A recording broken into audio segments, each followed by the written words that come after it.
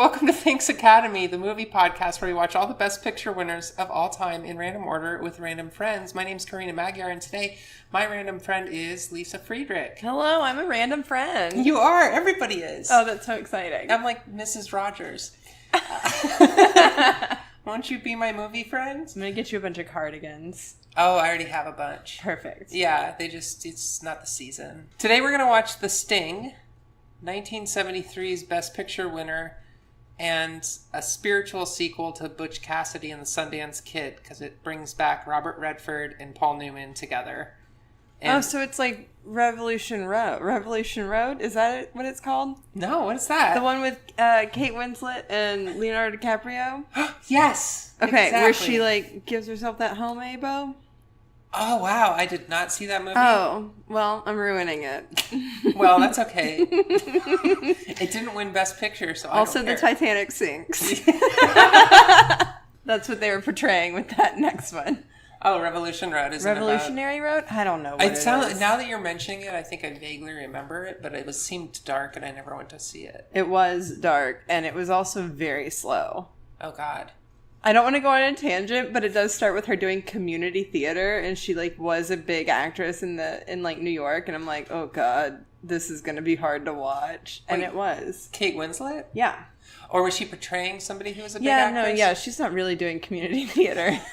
I was like, wait, Kate Winslet was a big actor everywhere. Yeah. At that time. No, now she's doing community theater. It's the saddest thing. She's in Damn. Glendale. Just doing community theater. Just doing an abridged version of Titanic over and over again, 5 nights a week plus matinee. Yeah, it's basically everybody loved Robert Redford and Paul Newman and Butch Cassidy and the Sundance Kid, so they made another movie with them. And this one, everybody loved so much that it won Best Picture, and that's pretty much all I know about it, other than it's about con men, I think. Con men? Mm-hmm. I think it's a con. Like tricksters? Like, yeah. Like, Okay. It's like Casino. maybe? Okay. I don't know. I just know it's the name of your previous random friend, Chris Cubis's stand-up show. That's true. It's also, I don't know if this has ever made it into one of his posters. We should tell him. Oh, yeah. Yeah. Yeah, I don't know anything about it. I'm probably going to call these guys White Man 1, White Man 2, and White Man 3. I think I know what Robert Redford looks like. And I think I know what Paul Newman looks like. And this is young, so they're easier to distinguish. Right, because they were hot. They were hot in different ways. Right. Like Paul Newman was blonde and Robert Redford was a redhead. What hell is that your last name's Redford? That'd be like if the Weasleys were all like red beaks. I don't know. They could have been. They should have been. Yeah. J.K. Rowling, I hope you're listening. Maybe it's just that Redbeak is too common of a name in England, and so she wanted to come up with something more creative. Yeah. Like something about weasels. Red Thatcher. Red Thatcher? Yeah, yeah. Yeah. I heard she had a Red Thatcher. Oh, damn. Yeah, that's right. Let's Google that. Okay, podcast over. We've got to go Google Margaret Thatcher's bush. Yes, please. I bet you that's just going to be pictures of Barbara Bush. Or Queen Elizabeth trimming bushes or something. In a garden. Literally or okay. In a garden. Do you think there's any Queen Elizabeth fanfic porn like they make with The Simpsons? For sure. There has to be. But accurate or young Queen Elizabeth? Now that there's that TV show, yes. I think more people. I think both. Both? Yeah. All right. Wow, I have a lot of things to do after this show. Yeah, we're gonna be up all night, texting each other.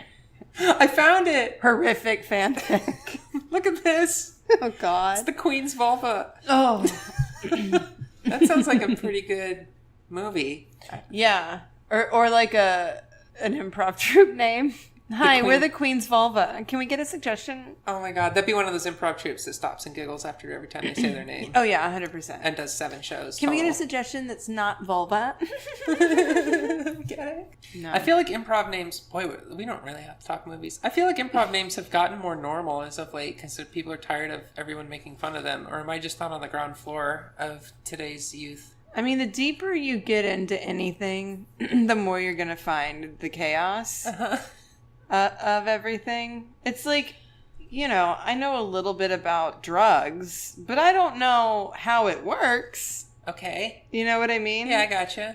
But if I wanted to get deeper into that community, I could maybe figure out how it works and see some really dark shit that no one needs to see, which is how improv works. That's true. If Reddit has taught the human race anything, it's that, yeah, if you dive deep enough into any topic, you're going to find the evil within. 100%.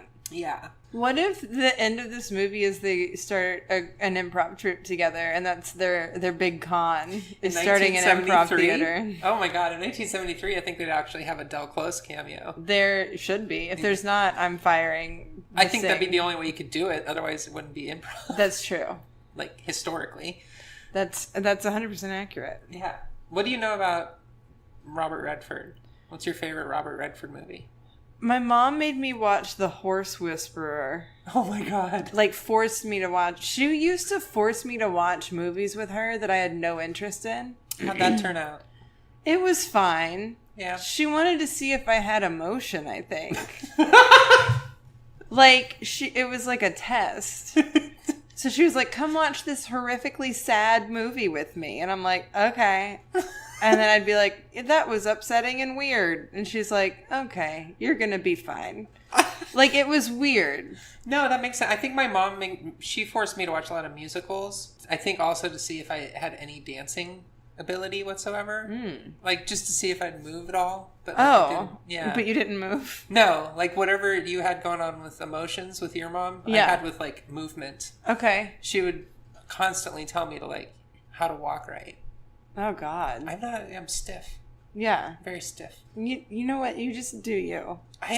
Feel the things you want to feel. Walk the way you want to walk. Thank you. That's not helping me loosen up, but it sort of is. Boy. Okay, what about Paul Newman? Did your mom force you to watch? Man, I know I've seen him and stuff, but I know, right? I feel like this is... Can I look at IMDb? Yeah. Okay, I'm going to pull up IMDb because I know for a fact... What the fuck? Paul Newman was in The Meerkats. The Meerkats? In 2008. He voiced a meerkat. It's his last thing he did. Did he voice one or did he just do voiceover? Oh, he also was in Cars. I think he... Oh, yeah, he was the old car in Cars. So I've seen that. Yeah. Oh, gross. He was in that movie about a prisoner where he ate eggs. I think I've seen that. Cool Hand Luke. Yes. I think I've seen parts of that. He was in a movie called Twilight that's not Twilight. Oh my god, how many teenagers accidentally saw that? Oh, I know. And they're like, so, what is this? What is this old man doing? Is he the vampire? He has to be the vampire. But I thought he was hot. Yeah. And then the mom's in the next room like, he was hot. Oh, the Towering Inferno, which is what The Rock movie is based on. Yeah. So he played The Rock. That's right, he's the original Rock. He was the original Dwayne Johnson. Yeah. Most people know him as a salad dressing now, I think. Yeah, was that him though? Yeah, that was his... Okay, I didn't know if there was another Paul Newman that we should know. No, that was his deal. He took all of his acting money and poured it into salads. Cat on a Hot Tin Roof, I've seen parts of that. Oh yeah, I've seen that. Seen parts of that. Oh, The Wreck. What's that about? Hello. Okay. And let me look up Redford real quick. Okay. Is there another one in here that's famous? Probably. I know only that Redford and Newman are in this by like reputation, because just knowing of this movie, I didn't look at any posters or anything. I literally know nothing about this movie except for what you've told me. This is the whole idea. Okay. Is that we are going to frustrate everybody who's seen this movie. Well, I'm frustrated by not knowing anything. I'm the asshole that reads like the end of the book. Oh god. And then starts from the beginning. Should we watch the end of the movie first? Oh, I think that would just double down on pissing everyone off. I get Robert Redford and Clint Eastwood mixed up in my head because I just think angry old man. Like, and I don't know why. I don't think he's angry. I don't think he is either. I don't know why I think that. He runs Sundance. Yeah. You know? He's still alive. He seems chill. Is he still alive? I don't know. I'm asking. I know Paul Newman's dead. Yeah, Paul Newman, I mean, the last thing he did was that meerkat thing. Wow. Oh, shit. Yeah, Robert Redford was in a movie in 2018. I can only assume. He was in, like, a Marvel movie. What? Along with everybody. Captain America, Winter Soldier. Yeah. I've seen that. He played, like, the government person. Oh, yeah, and they made him look young. So I have a theory about Marvel movies. They keep getting these old actors because they have some weird technology to make them look 20 or 30 years younger. Yeah. And I think that all these old actors are like, please cast me, because I just want to remember for 1 second, Yes, what it is I look like. it's the new Sunset Boulevard. I'm ready for my close-up, Mr. Marvel. Yeah. Yeah, Oh, he was in Sneakers. I saw that. I don't know why Sneakers made such a huge impression on me in the 90s. he played Jay Gatsby in The Great Gatsby, so he played did. Leonardo DiCaprio. He did, and that movie is really boring.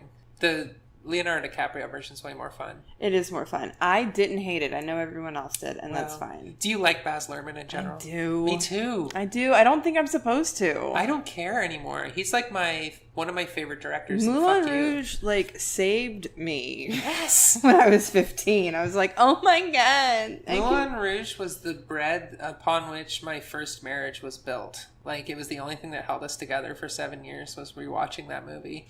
I have like very strong friendships that are built on that movie. Yeah. 100%.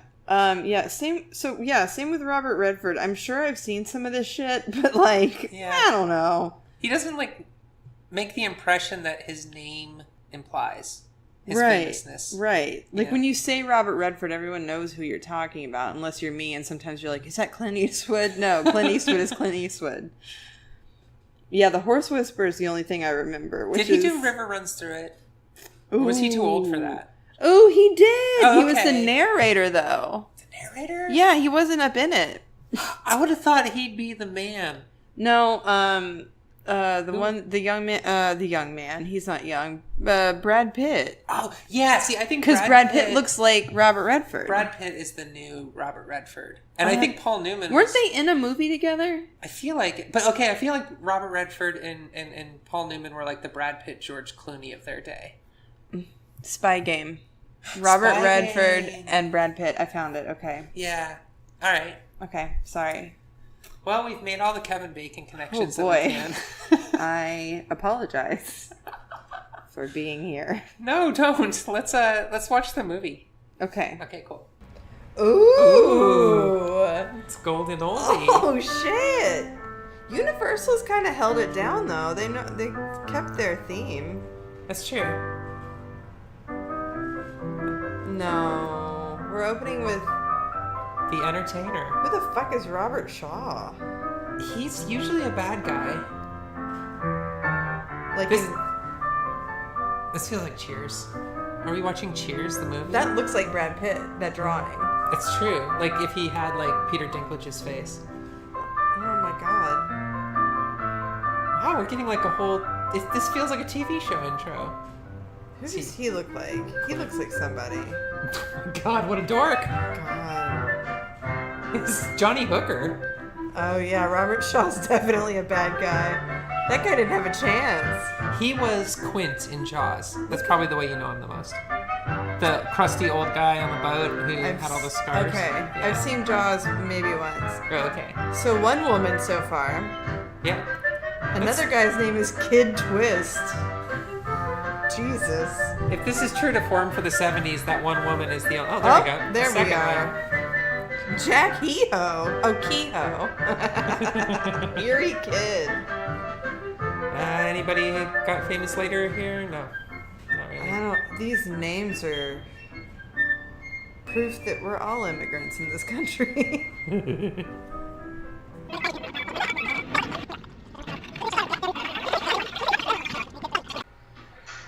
It's too much to follow. They all look the same, Karina. And they're all like mad about money being gone. Yeah.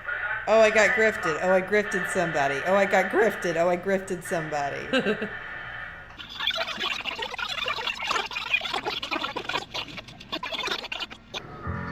Oh, no. He killed James Earl Jones, sort of. Big fight.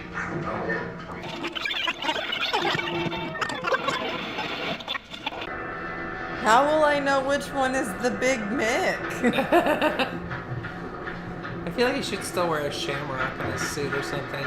Yeah, just dress like a leprechaun. What'd you steal? What'd you steal?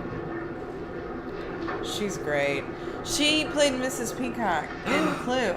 No, yes, really? Yes. Oh, no wonder she's amazing.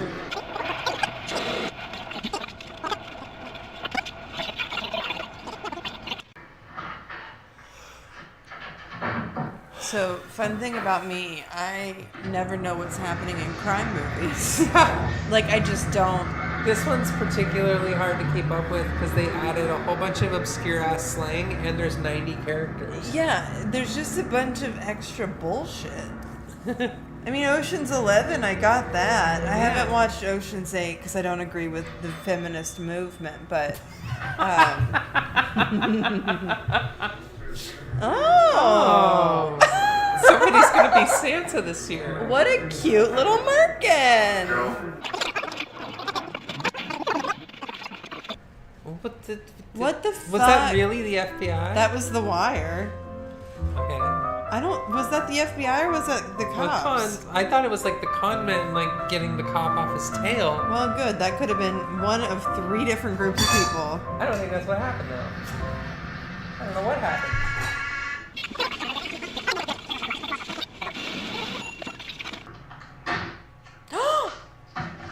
What the fuck? She was gonna kill you, kid. Her name's Loretta Salino. She's Selena? Oh my god, a real twist! No. Wow. The sting of it all. Oh my god. Oh my god. That was the first thing in this movie that made me go, cool.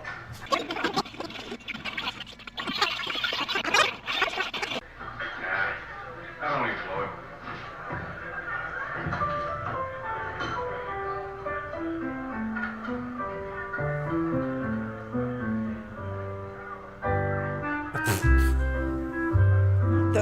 Why are those two? They're not.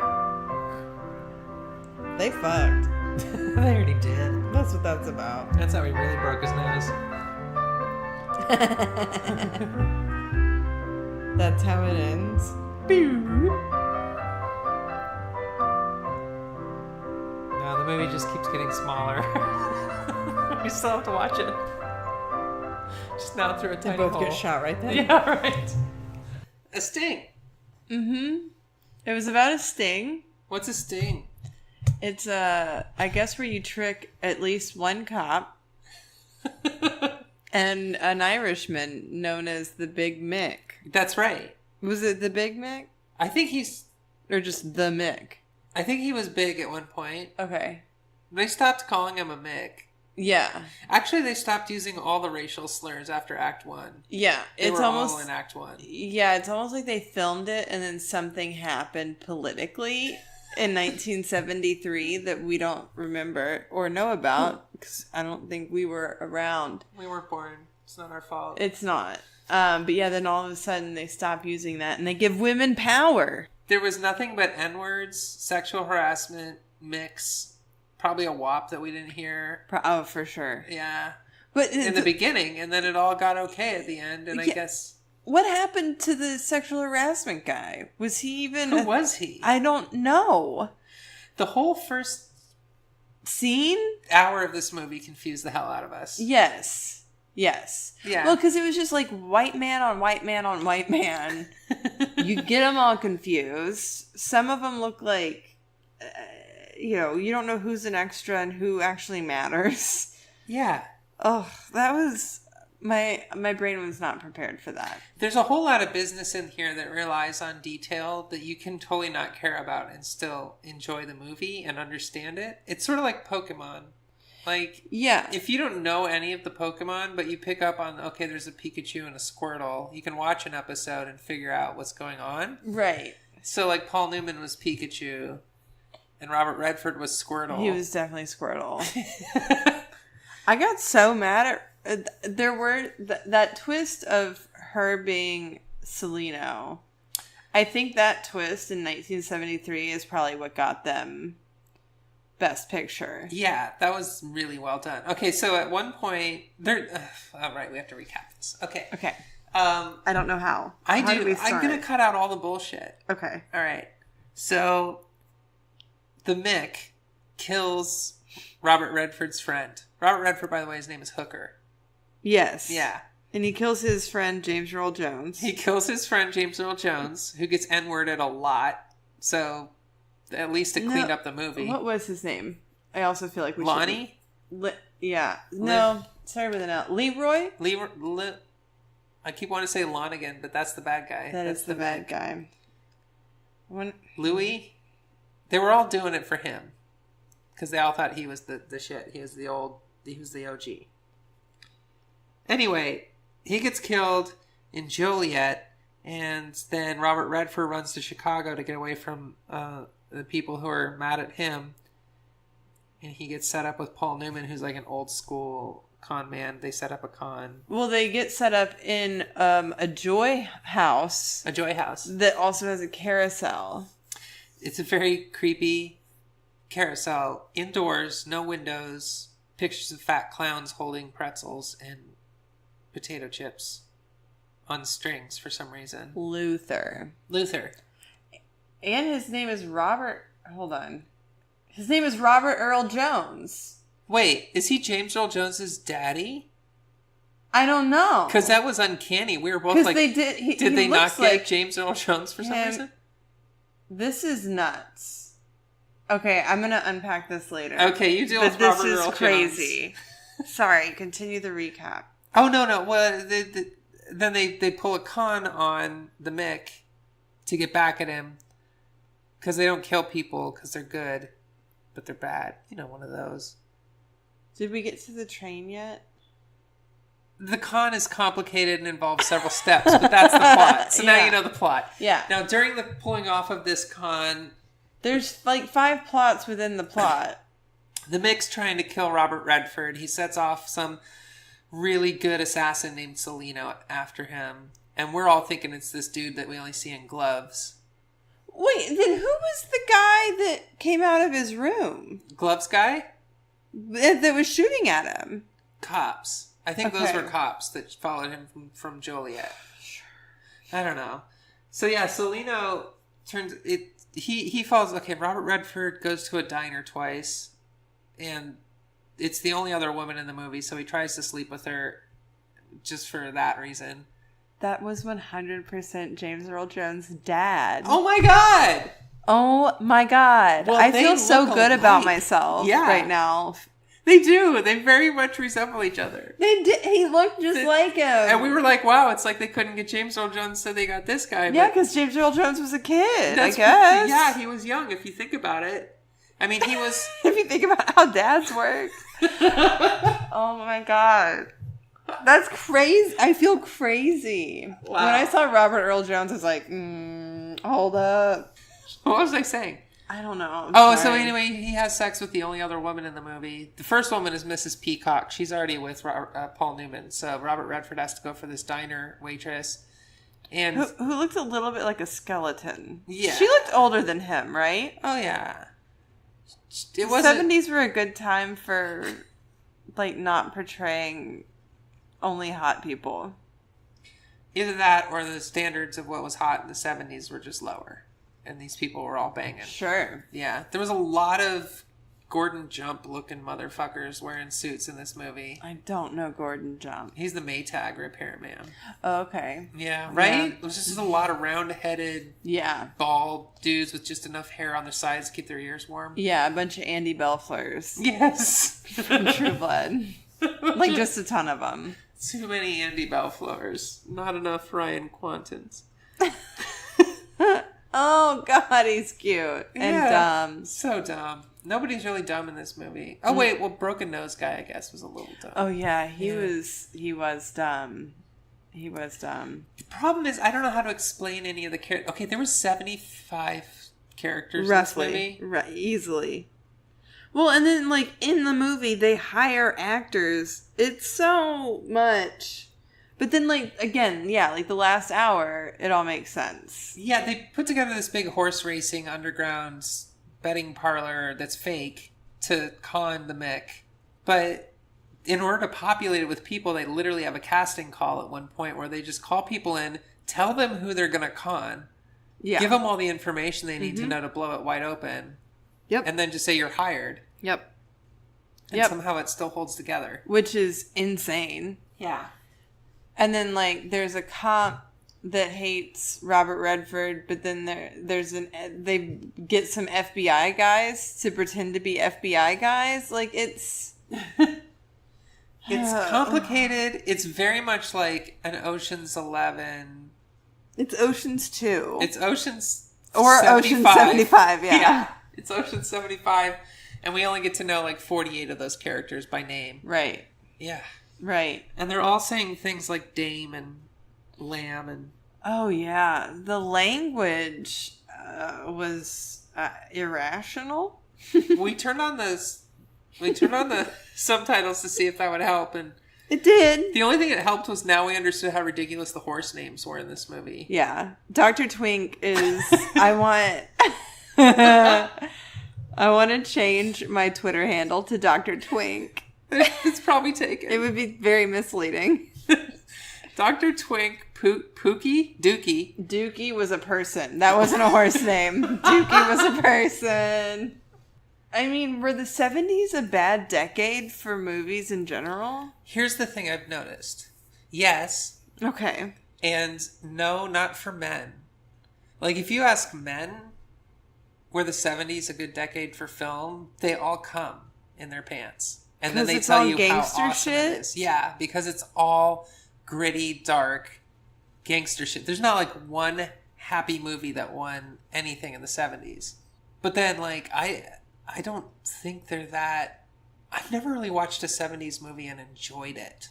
I've been sometimes entertained by it or whatever, but never been like, oh, this is one of my new favorite movies. But other people just go ape shit over 70s movies. Yeah, I kind of get it with The Godfather. I have definitely fallen asleep watching it. I'm fine. I joked with Mike McRae that I might, because of this podcast, end up watching them backwards because they're coming up randomly, right. And they both won, and he was very upset. Isn't there a third one? I think he said something like, I would be depriving myself of a lifetime experience. And I was like, I don't think so. Well, that sounds like... I feel like I've been told something similar. And the same thing with, like, James Bond. Oh, God. Like, The Godfather and James Bond. And like, I get Casino, and I get Scarface. I get them. I don't care. I was one of those people who watched The Sopranos out of obligation, but I refuse to say it's one of the best shows ever. It's just this cops and robbers stuff doesn't do much for me, but I do love a good con movie.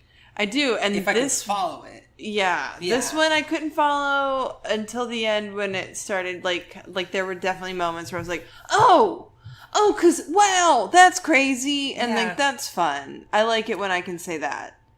I think it's so dense that you're only meant to catch up to it in the third act. You have to let it wash over you, and then it all snaps into place. Yeah. That was a lot.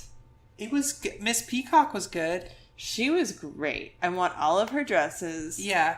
I want her attitude. She was a super positive character that was also like a powerful woman. I want her husky voice. Both of the women were very powerful. That's true. There's only two of them, but it doesn't pass the Bechdel test at all. I don't think they even were aware of each other. No. They both might have thought, well, there's hookers. Not Robert Redford, but... There were hookers. There were prostitutes who got to ride a merry-go-round. But I'm not sure that even they talked to each other in this movie. They didn't talk at all. Well, there's Luther's family. There is Luther's family. That was a great moment, but we never see them again. No, they seemed cool. I want to follow them. Yeah, they were like old school grift. Like everybody in that whole family was in on the game. Yeah, I'm going to church Sunday night because like Bunko's happening and I'm going to go get money. Like that. She was going to rip off the bingo. Yes, at night church. Yeah, night church. I love it. Yeah, like why didn't we find out more about... I mean, I know probably why. Yeah. Which is depressing. But why did we... Like, Act 1 was like, meet these really cool people and then never see them again. Yeah. Yeah, there's a lot of time spent in Joliet. I guess it's supposed to set up Robert Redford, and I do care about him. Like, even though he's the one who's doing the most to fuck it up, he's sort of the Matt Damon in... Wait, who was the one in Ocean's 11 who was... Oh, it was George Clooney who was compromised the whole time. Anyway. Oh, yeah. You always have to have one character who's, like, gonna fuck it up.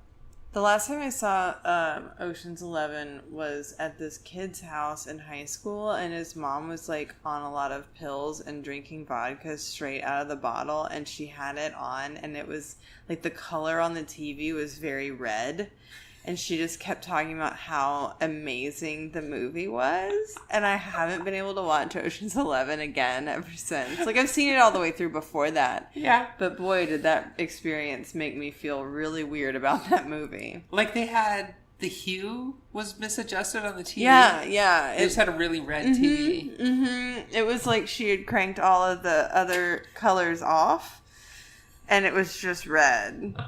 And I was like, this is nightmarish. And she just kept going like, they're so smart. They're so smart.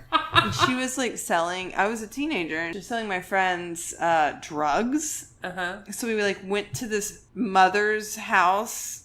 She was a mother of a 15-year-old, and she was selling other teenagers drugs, and she was fucked up on pills. Oh my God. It was a literal nightmare. But that's the last time I thought about Ocean's 11 until this movie. Yeah. And this, I don't want to say that our viewing experience was as bad as being trapped in your schoolmate's mom's apartment while she's drunk and you're watching a red-hued television. That does sound literally like Nightmare on Elm Street Part 19. It was very bad. Yeah, no, this was far better. This was better than that, but I did at certain times feel like I was fucked up on pills thinking, they're so smart. I can see them being smart right now. I did feel that way. Yeah. And I also, there were a lot of times where I was just audibly saying, what?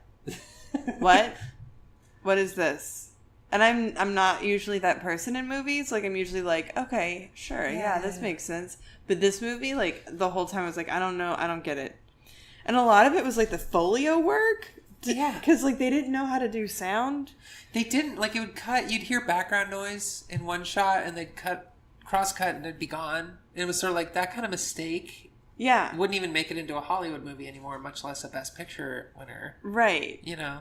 It's weird because, like, those kinds of... And then the noises, like, there would be important dialogue, but they'd be in the middle of someone hammering.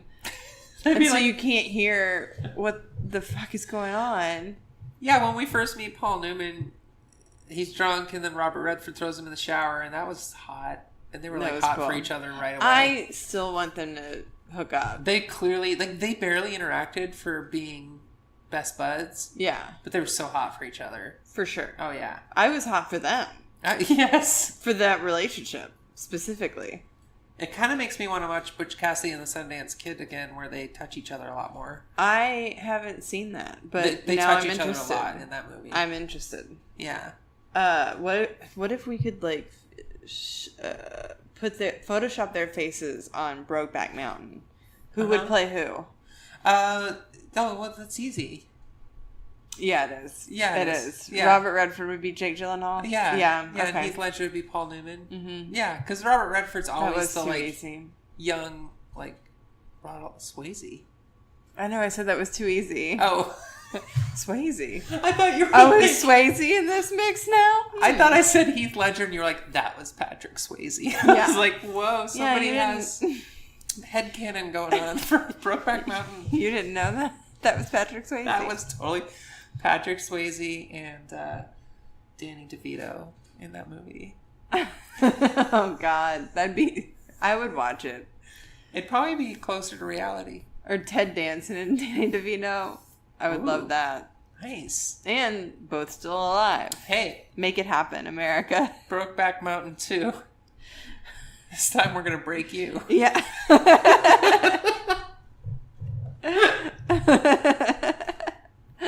Whoopi Goldberg plays and Aisha's character. Oh no. Oh my God. Oh no. What were we talking about? Oh yeah, the Sting. Yes. I don't know what else there is to say about this movie. It's I know what bothered us. It takes place in 1936. Oh yeah. But all the music is from 1908. Yeah. And then there's some backgrounds that are clearly like, oh, you filmed this outside of Chicago in 1976. Yeah.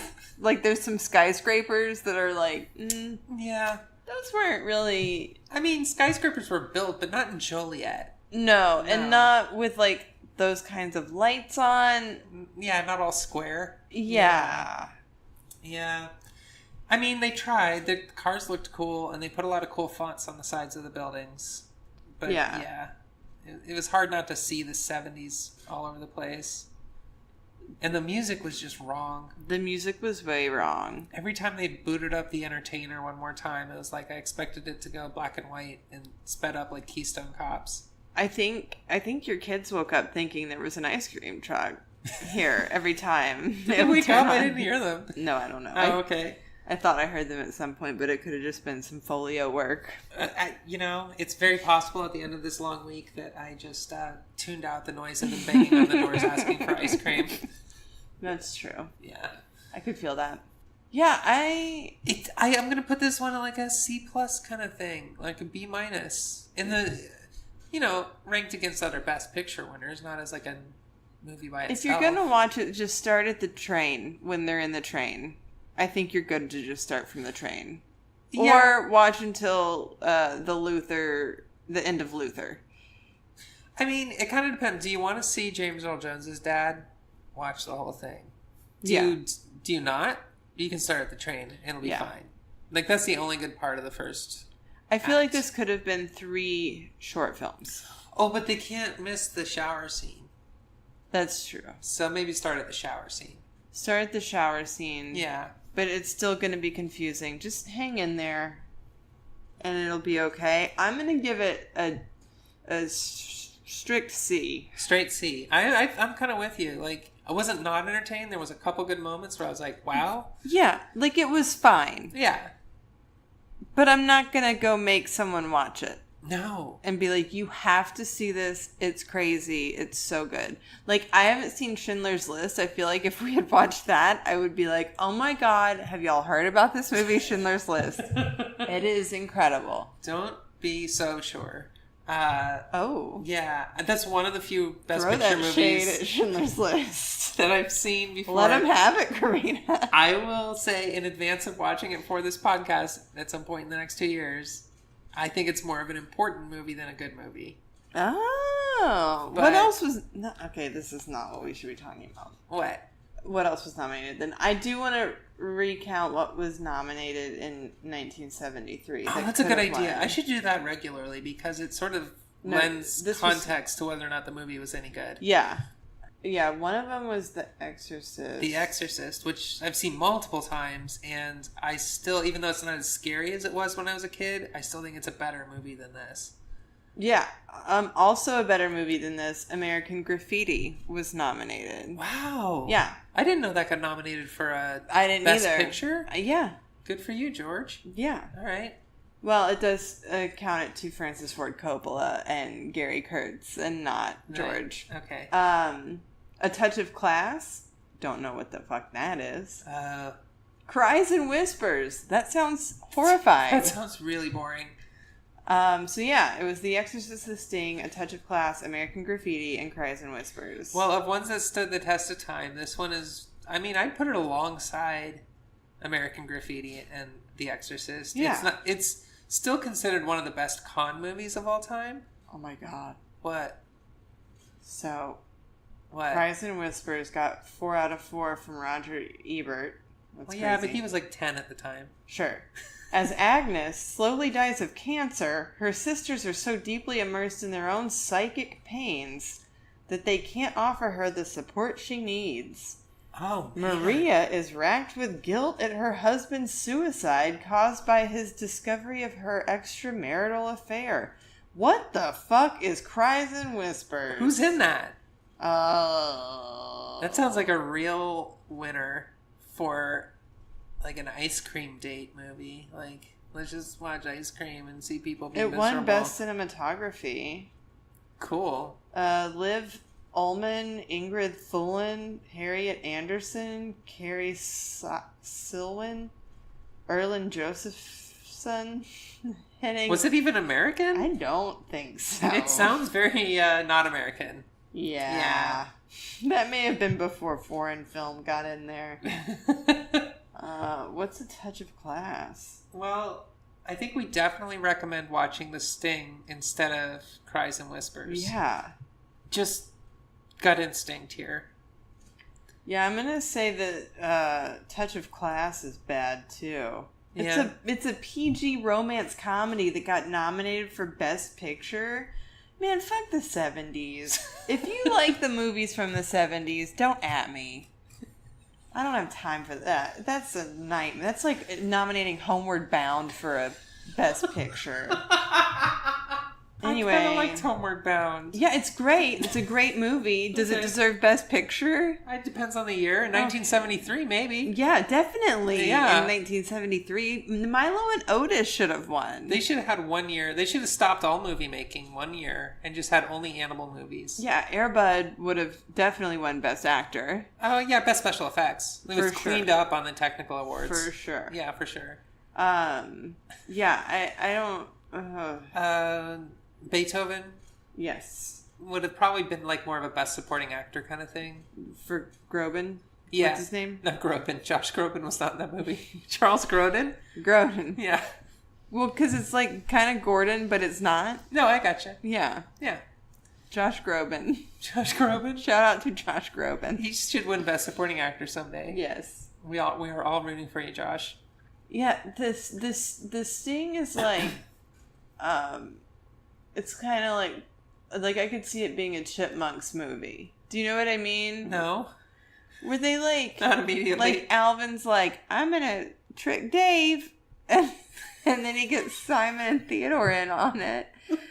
And then like, the Chipettes are a bunch of cops. Right? Like, you can just input any cartoon character. Like, this could have easily been an Adventure Time episode. Like, sure. I don't know.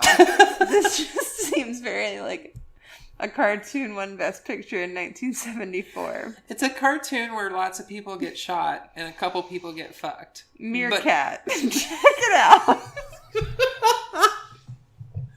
Oh my god, thank you so much for watching The Sting with me, Lisa. Do you have anything you want to plug? I have no idea what I'm doing ever.